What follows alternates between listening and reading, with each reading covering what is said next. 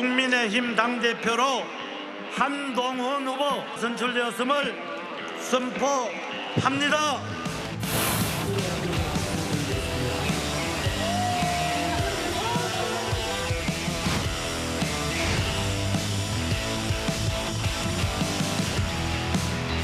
오늘 우리는 미래로 갑니다. 이번 전당대회에서 갈등도 있었죠. 송구스럽고 죄송합니다.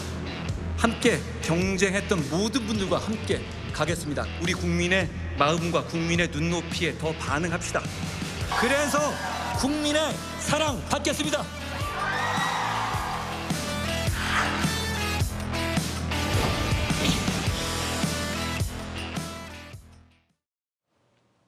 네, 스튜디오에는 강전의 국민의힘 법률자문위원, 성치훈 민주당 정책위 부의장, 윤주진 전 자유한국당 상근 부대변인, 조연산 변호사와 함께합니다. 안녕하십니까? 네, 어제 국민의힘 전당대회 역시나 이변은 없었습니다. 압도적 지지 속에 당선된 한동훈 신임 대표, 오늘 현충원 참배를 시작으로 집권 여당 사령탑으로 복귀를 했는데요. 강전희 변호사님, 네. 방명록을 보니까 민심과 미래를 강조하는 글귀를 적었더라고요. 이게 한동훈 체제의 과제이자 또 목표라고 봐도 될까요? 어떻게 보십니까? 네, 한동훈 신임 당대표가 방명록에 더 경청하고 더 설명하고 더 설득해서 국민의 마음을 얻고 함께 미래로 나가겠습니다라고 이렇게 써놓은 것이 지금 보이고 있는데요. 예. 어제 득표율 62%라는 굉장히 압도적인 수치로서 본인이 당대표가 되었습니다. 그동안에 총선 과정에 있어서의 책임을 지지 않는 것이냐라는 이야기가 있었는데 네. 어제 62%라는 한 번에 과반을 넘은 1차로 전당대회를 끝냈기 때문에 더 이상 총선 패배의 책임은 묻지 않게 될 것으로 이제 생각이 되는데요. 예. 그렇다면 본인이 앞으로 미래를 생각을 했을 때는 기존의 법무부 장관으로서 그리고 비대위원장을 했을 때는 어찌 보면 윤석열 대통령과의 관계로 인해서 본인이 받았던 자리들이었는데 이번 같은 경우에는 당원들과 그리고 일반 국민의 마음을 얻어서 본인이 이제 당대표로서 당선이 된 건 아니겠습니까? 그렇다면 이제부터는 본인이 공무원에서 정치인으로서 아마도 다음 대선을 생각하게 될 것인데요. 그렇다면 윤석열 대통령과의 차별화 네. 그런 것이 미래를 생각하는 어떠한 정책적인 부분에서 나오게 될 것 같습니다. 이제부터 오늘 시작하는 임기에서 한동훈 대표는 그동안에 지금 한 달간의 전당대회에 있어서의 내용을 수습을 하고 그리고 오늘 저녁에 대통령과 만찬을 할 것으로 언론에 보도가 되고 있는데 이 과정에 있어서 향후 첫 번째로 보이는 최상병 특검법과 관련한 문제들 이런 데 있어서 본인의 정치적인 능력을 정말로 보여주는 시험대가 시작이 되었다라고 보입니다. 네, 한동훈 대표의 미래 과제들 차근차근 하나씩 짚어볼 텐데요. 이번 국민의힘 전당대회 그야말로 자폭전대 아니냐 이런 말이 나올 정도로 과열 양상을 보였었죠. 초반에는 김 여사 문자 무시 논란이 있었고요. 또 막판에는 공소 취소 부탁 폭로까지 돌출 변수 참 많았습니다. 성치훈 부의장님, 그런데 결과를 보면요. 이 한동훈 대세론에는 사실 큰 영향을 주지 못한 것 같거든요. 어떻게 좀 평가하십니까? 맞습니다. 다양한 변수들이 나왔지만 전체적인 구도를 흔들지 못한 걸로 볼 수 있습니다. 그러니까 전체적인 구도가 무슨 뭐 반환이냐 친환이냐 이렇게 보여졌지만 예. 그 기저를 바라보면은 결국 윤석열 대통령이 지난 총선에서 책임이 있었느냐? 그것은 국정 운영에 대한 좀 변화를 요구할 것인가 말 것인가 거기에 그 키포인트가 있었던 것이거든요. 네. 근데 그래서 전체적인 구도에서 지금 보수 지지층들은 한동훈 당대표보다는 윤석열 대통령의 책임을 물은 것으로 볼 수 있고요. 그런 그 세부 변수들에 있어서도 디테일이 부족했다. 그렇기 때문에 유효타가 없었다라는 말씀을 드리고 싶습니다. 뭐 문자 무시 논란 결국 김건희 여사가 진정성이 있었다면 사과를 하지 않았겠느냐라는 얘기가 쭉쭉 나왔었고요. 네. 공소 취소 논란 그래서 잘못한 게 누구냐? 결국 나경원 대표가 그 당시에 잘못한 것 아니냐라는 이야기도 있었고 그런 걸 봤을 때 결국 이렇게 네거티브로 흐르는 것들이 뭔가 한동훈 후보에 대한 지금 한동훈 대표에 대한 공격으로 이어진 것이 아니라 오히려 말씀하신 것처럼 자해, 자폭, 국민의힘 전체를 이렇게 떨어뜨리는 역할을 했기 때문에 이런 전체 대세에는 전혀 영향을 못 준 것으로 판단이 됩니다. 네, 변수라고 보기에는 유효타가 아니었다 이런 평가를 해주신 건데 그런데요, 이 한동훈 대표를 압도적으로 밀었던 당신과는 다르게 최고위원 선거는 조금 분산되는 모습이었습니다. 한동훈 대표와 또 런닝메이트로 출마를 했었던 장동혁, 진종호 최고위원이 당선되면서 조윤선 변호사님, 이게 그래도 최소한의 당권 방어망은 구축했다 이런 평가도 있거든요. 좀 어떻게 보십니까? 어떻게 보면 당심이 미묘한 결정을 한 게 아닌가라는 생각이 듭니다. 예. 어느 한쪽으로 좀 치우친 결과는 아닌 것 같아요. 이 전대 과정에서 사실상 김옥균 프로젝트란 말이 회자되곤 했었죠. 네. 과거 이준석 전 대표의 사례처럼 최고위원 사퇴를 통해서 고리 상태를 통해서 비대위를 구성하는 그런 안이 나오기도 하지 않을까라는 그런 말까지 있었는데 사실상 지금 지도부의 구성 체제를 보게 되면 지명직 최고위원을 탕평 인사를 한다는 말이 있긴 하지만 예. 아마 현실적으로 친한계 의원이 임명될 가능성이 높고 그렇다 보면 전체 9명의 지도부 중에 최고위원을 그 고리 상태를 만들 수 있는 가능성이 굉장히 낮다고 할 수 있습니다. 그렇다면 사실상 비대위 체제로 전환될 수 있는 가능성은 없다고 할 수가 있겠고요. 그럼에도 불구하고 전체 9명의 지도부 중에서 친한계로 분류되는 분들이 4명밖에 되지가 않습니다. 그렇다고 한다면 그렇군요. 예. 최고위원의 의결 과정에서는 어차피 친한과 반한 간의 그런 미묘한 갈등 관계가 지속될 수 있는 분위기는 아마 역력해지지 않을까 싶습니다. 네, 미묘한 갈등 분위기라고 말씀을 해주셨는데 조금 더 구체적으로 한번 살펴보죠. 강정희 변호사님, 네. 이 친윤계, 친한계 미묘한 균형을 이룰 거다 이런 평가가 있어요. 지도부 구성 좀 어떻게 보십니까? 일단 지금 말씀해 주신 것처럼 예. 지명직을 제외하고 지금 선출직 최고위원, 청년 최고를 합쳐서 5명 중에서 4명이 만약에 사퇴를 하게 되면 자동으로 비대위원 체제로 전환이 되게 되어 있거든요. 그렇죠. 그런데 예. 거기에 있어서 진종호 청년 최고 그리고 박정은 의원이 떨어지긴 했습니다만 장동혁 의원이 최고위원에 당선이 되면서 2명을 확보했기 때문에 일단은 비대위원 체제로 자동 전환되는 것은 막았다. 조금 더 안정적으로 운영을 할 수 있을 것 같다라는 예상은 됩니다. 네. 그런데 오늘 오전에 라디오 프로그램에 출연한 김재원 최고 그리고 김민전 최고 같은 경우에는 최상병 특검에 대해서 한동훈 당시 후보로 출마를 하면서 이야기했던 부분 제3자가 추천하는 특검법에 대해서 좀 딱 잘라서 이것은 원내대표가 해야 될 일이다라는 형태로 이야기를 하고 있거든요. 아무도 이것이 첫 번째 정무적인 실력의 판단이 될 것 같다라고 제가 아까 앞서 말씀드린 것이 이런 최고위원들 간의 생각이 다른 부분들. 지금 한동훈 대표는 토론을 하겠다라고 이야기를 하는데 여기에 대해서 앞으로 본인의 능력을 좀 보여줘야 될 것으로 보입니다. 네, 윤 변호사님은 어떻게 좀 보시나요? 저는 추경호 원내대표가 상당히 중요한 균형추가 될 것 같아요. 그렇군요. 왜냐하면은 원내대표, 즉 원내 사령탑이고 또 한동훈 대표 같은 경우는 원외 당대표이기 때문에 물론 의총장이 들어갈 수는 있지만 전체 원내 전략을 짜는 데에는 한계가 있겠죠. 예. 또 추경호 원내대표 같은 경우는 현 정부, 윤석열 정부에서 경제부총리를 지낸 인사이기 때문에 아무래도 용산 대통령실과의 그 접점이 상당히 많을 겁니다. 추경호 원내대표가 직전에, 당대표 선거 직전에 원내 사안은 어디까지나 원내대표의 소관이라는 말을 또 의총에서 강조한 부분이 있었어요. 예. 그러한 것들을 종합해서 봤을 때는 추경호 원내대표가 어떻게 한동훈 대표 체제와 대통령실 그리고 의원들 사이에서 중재자 역할을 잘 하느냐도 상당히 중요한 영향을 미칠 걸로 보입니다. 네, 균형추가 될 거다 이런 평가를 해주신 건데 한동훈 신임 대표 앞에는요 전당대회 과정에서 불거진 갈등을 봉합하고 또 거야의 공세에 맞서야 하는 어려운 숙제가 놓여 있습니다. 한동훈 대표는 그동안 대통령실과 각을 세운 만큼 당정 관계에 있어서도 변화가 불가피할 것으로 보입니다.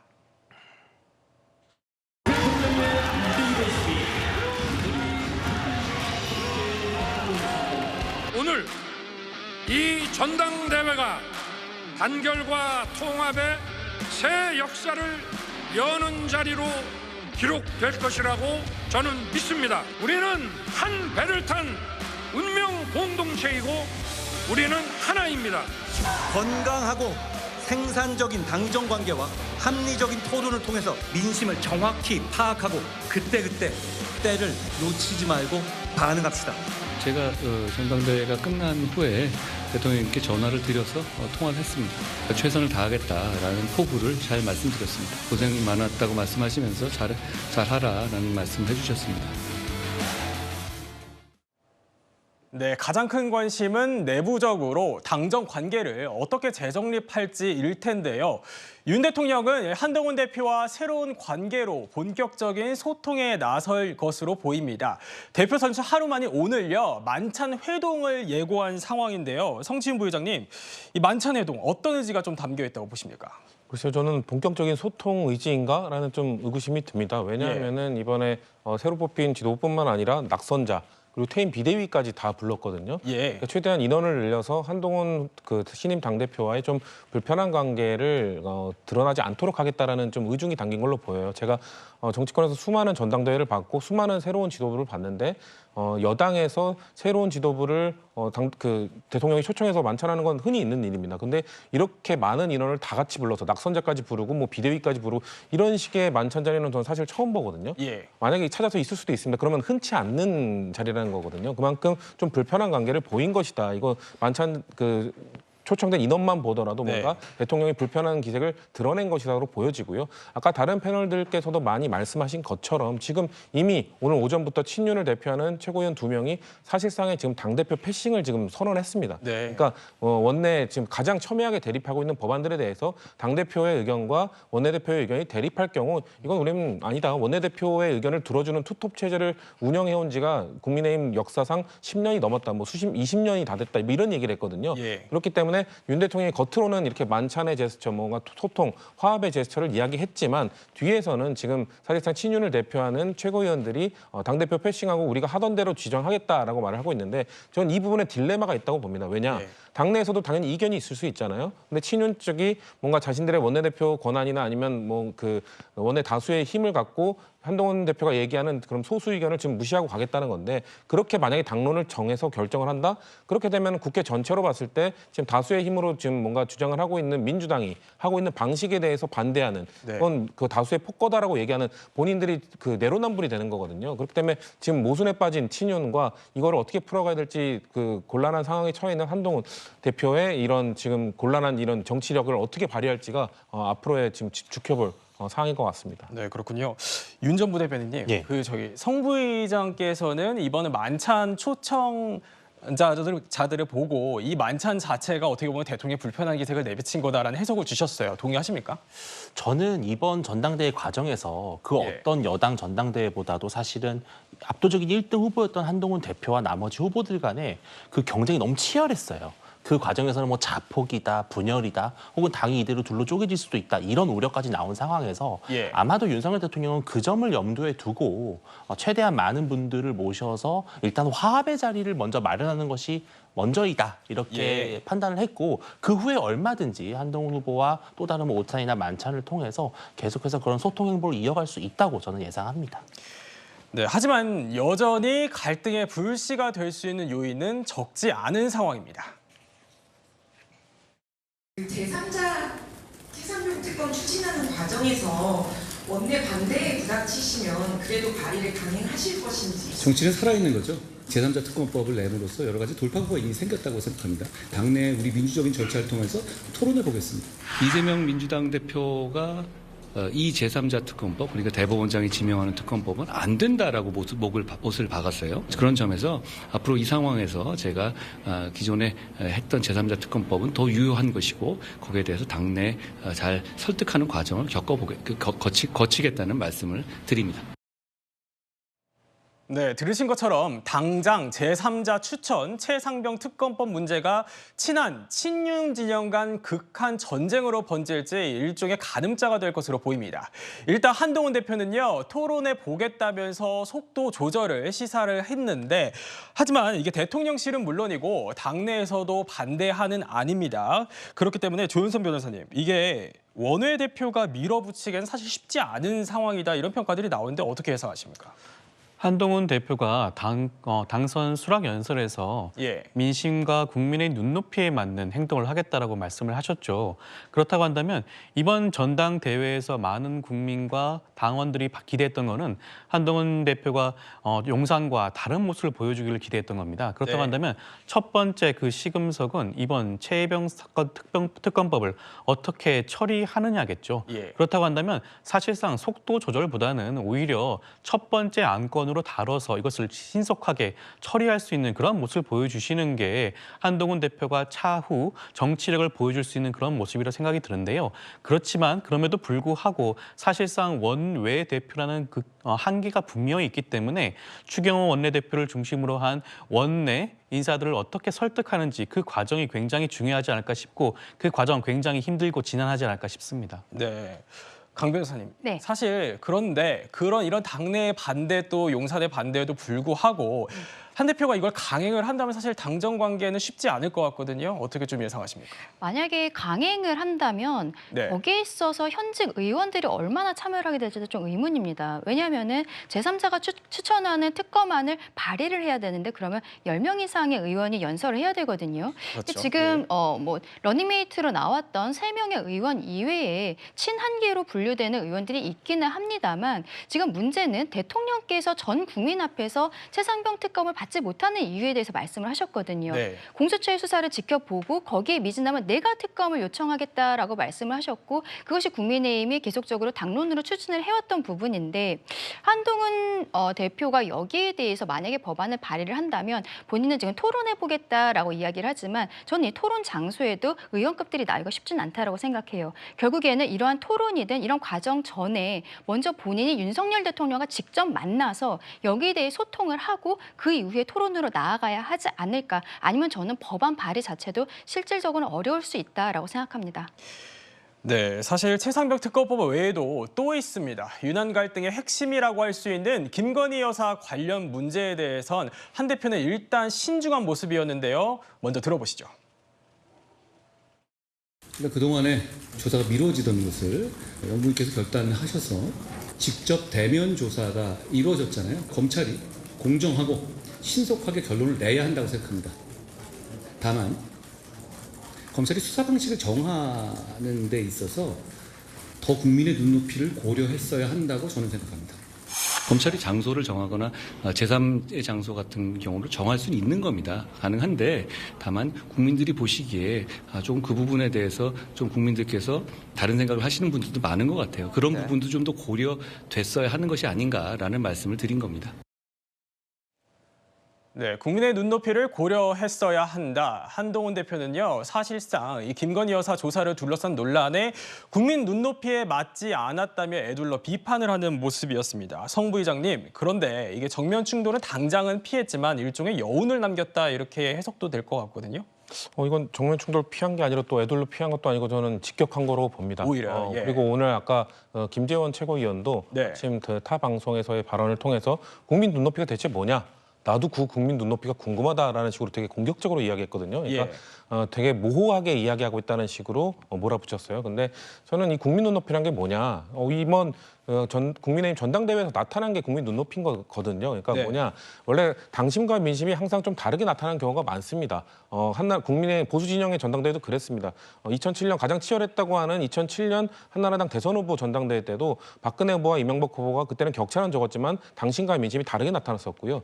이준석 대표가 됐었던 2021년 전당대회 때도 당심에서는 나경원 후보가 이겼지만 민심에서는 이준석 후보가 크게 이겼죠. 근데 이번 전당대회, 국민의 전당대회 특징은 당심과 민심이 똑같이 거의 비슷하게 나타났다는 거죠. 그 말은 뭐냐? 지금 한동훈 후보가 말하고 있는, 한동훈 당대표가 말하고 있는 게 지금 당심, 그리고 민심에 부합한다는 얘기거든요. 그렇기 때문에 지금 말하고 있는 것, 뭔가 지금 김건희 여사의 수사와 관련돼서 검찰이 좀 국민 눈높이에 맞지 않았다고 얘기하는 것은 지금 민심과 당심이 똑같이 이야기하고 있는 그 방향에 부합한다라는 말씀을 드리고 싶은데, 근데 이 국민 눈높이란 것이 항상 그 민주당도 마찬가지입니다. 당 주류 세력들이 뭔가 본인들의 방향 전환을 요구당할 때 국민 눈높이에 맞추라는 요구를 당하거든요. 근데 그에 대해서 반발을 할 때 항상 국민 눈높이 모호하다. 국민 눈높이란 것이 결국 뭔가 언론이 만들어낸 허상이다. 이런 식으로 반박을 합니다. 네. 그렇기 때문에 이것을 한동훈 당대표가 어떻게 돌파해 나갈지를 보는 것이 귀추가 주목됩니다. 네, 그럼 민주당 입장은 어떨까요? 민주당은요, 한동훈 대표에게 축하를 보내면서도 함께 경고에 나서는 모습입니다. 선출 하루 만인 오늘요, 한동훈 특검법, 김여사 특검법에 대한 법사위 논의 절차를 시작했습니다. 총 3건의 청원을 일괄하여 상정합니다. 네, 소혁전 본의원입니다. 의사진행 발언권을 드리지 않았습니다. 어제 선출되셨는데 오늘 첫날 우리 정말 여당 당대표에 대한 특검법을 1호 안으로 올리는 그 법사위가 정상입니까? 제가 그냥 임의로 한 것이 아니라 계류되어 있는 그 법을 법사위원장으로서 상정한 것이고요. 한동훈 특검법이든 김건희 특검법이든 일단 상정을 하고 그 처리 과정은 치열한 토론을 통해서 결정이 될 것이다 이렇게 생각하고요. 네, 민주당은 세개 특검법을 고리로 한동훈 대표를 향한 공세를 펴고 있습니다. 세개 특검법, 최상병 특검법, 한동훈 특검법, 그리고 김여사 특검법인데요. 강전희 변호사님, 이게 정치권에서는요, 민주당이 이른바 꽃놀이패를 쥐고 고삐를 조이고 있다, 이런 분석이 나오거든요. 어떻게 좀 보십니까? 이번에 전당대회 과정에서 내부에서 나왔었던 이야기들이 아마도 민주당에서는 어떤 공격의 빌미를 잡았다는 것, 그거는 좀 인정을 해야 될 것 같습니다. 특히 이제 장예찬 전 최고가 이야기했었던 댓글팀 의혹, 여론조성팀이라고도 하는데요. 그 부분에 있어서도 과거에 이제 처벌받은 전례가 있기 때문에 아마도 수사가 필요하다는 것에 대해서 굉장히 국민들을 설득하려고 야당 측에선 노력을 할 것이고, 그리고 마지막에 나왔었던 패스트트랙 공소 취소 청탁이라고까지 부른다 부탁에 대한 부분들, 이런 것도 야당 입장에서는 반드시 수사가 들어가야 한다라고 주장할 수 있는 부분은 맞다라고 생각을 합니다. 네. 그동안의 한동훈 특검에 대해서는 조국 혁신당이 굉장히 좀 주도적으로 하는 모습을 보였었는데, 이번 전당대회에서 이러한 모습들이 노출이 되면서 민주당 역시 한동훈 대표가 향후에 또 대권 가도를 갈 수도 있고, 여기에 대한 어떤 차단으로서 특검을 발휘하겠다라는 형태로 가고 있는 것으로 보입니다. 그럼에도 불구하고 저는 일단 한동훈 특검이나 김건희 특검, 지금 정청래 위원장이 이야기한 부분에 있어서는 민주당이 조금은 속도 조절을 할 것이라고 생각을 합니다. 일단은 최상병 특검에 대해서 이제 재의결이 곧 앞두고 있는데, 여기에 대한 정치 공세가 조금 더 이루어질 것으로 생각을 하고, 지금 한동훈 대표 같은 경우에는 최상병 특검과 관련해서 당정 간의 관계를 어떻게 정립하는지를 민주당이 먼저 보면서 이것을 특검을 진행하는 것을 이렇게 시기를 좀 저울질할 수도 있겠다라고 보입니다. 네, 조 변호사님은 이게 꽃놀이패를 쥐고 고삐를 쥐고 있다, 이런 민주당에 대한 평가 어떻게 좀 보십니까? 꽃놀이패라는 표현은 조금 과한 것 같고요. 어차피 이 세 가지 특검법에 대해서는 지난 총선 이전부터 나왔던 얘기들입니다. 이제서야 시작을 하는 것일 뿐이고요. 지금 한동훈 대표 입장에서 굉장히 곤란한 상황이겠죠. 최상병 특검법을 통과시키자니 본인의 한동훈 특검법이 걸려 있습니다. 김건희 여사 특검법의 경우에는 아마 극렬히 대통령실에서 반대할 가능성이 굉장히 높죠. 여당에서도 동의할 가능성이 굉장히 낮은 사안입니다. 그렇기 때문에 이번 특검법을 어떻게 조율할지가 아마 한동훈 대표 입장에서 굉장히 곤란하면서도 첫 번째 중요한 과제가 아닌가 싶은데요. 민주당 입장에서는 이 세 가지 특검법에 대해서 어떤 특검법이 중하다, 그렇지 않다라고 판단할 필요가 전혀 없습니다. 이제 어떻게 보면 이번 한동훈 특검법의 시작을 통해 가지고 한동훈 대표의 사법 리스크가 시작이 된 걸 수도 있고요. 그리고 이번 전대 과정에서 불거졌다고 할 수 있는 댓글 조작 논란의 경우에도 과거에 이명박 정권이었나요? 그때 국정원 댓글 조작 논란으로 인해서 그 형사처벌받은 사례가 분명히 있습니다. 그렇다고 한다면 이번 한동훈 특검법을 포함한 댓글 조작 논란은 한동훈 대표에 대한 일종의 사법 리스크가 시작되는 그런 계기가 될 수도 있지 않을까 싶습니다. 네, 한동훈 대표로서는 여러모로 셈법이 복잡할 수밖에 없을 것 같은데요. 조금 전에 입장을 밝혔습니다. 한번 들어보시죠. 지금 당장 민주당 측에서는 한동훈 대표님이랑 김건희 여사 특검법을 추진을 다시 하겠다라고 하고 있는 역사를 연상품 없이 이건 어떤 식으로 대응을 하실까요? 절차에 따라서 대응하는 것이죠. 그리고 다수의 의석을 가지고 있다고 해서 어떤 기본이 안 되는 것을 밀어붙일 수 있는 게 민주주의인가요? 그렇지 않거든요. 그리고 대한민국은 그런 막무가내식의 억지를 제지할 만한 시스템과 그리고 국민적인 수준을 갖고 있다고 저는 생각합니다.